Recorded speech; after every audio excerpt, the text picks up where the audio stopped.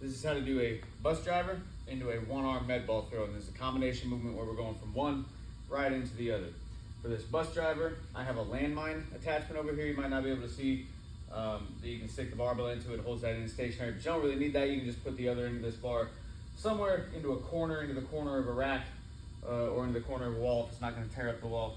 You just need the other end of that barbell to stay put. You take a grip even with where the plate is going through, or the bar is going through the plate here. Get your feet a little bit wide to have a good base here, because we're trying not to, as we're going through this movement, you go top hand, top arm straight, bottom elbow will bend to about a 90 degree, and the bottom hand will sit right about on the hip bone. And then we're pulling with the top arm, pushing with the bottom hand to return back over the top. And we're trying not to shift the hips or dip down the shoulders and do one of these. You want to keep everything just strict, tight as you're doing this. No movement through the torso, the hips, any of this. And then your chest stays pointing forward throughout. Top arm straight, bottom hand comes down to touch the hip bone, bends about a 90 degree, back up to the top. That is the bus driver.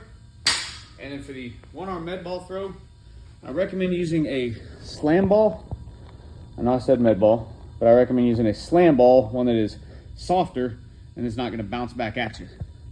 Because those bouncy balls will come back to get you if you use those. God darn it. Okay, here we go. But you got to find somewhere solid to throw this up against. You don't want to be putting this through like a drywall.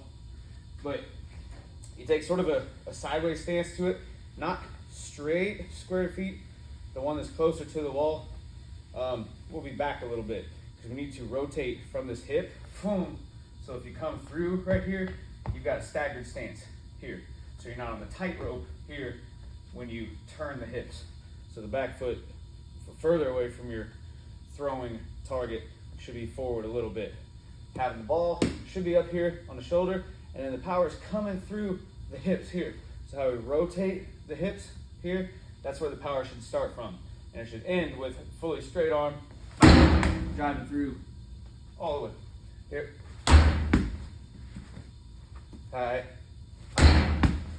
That's the one-arm med ball throw.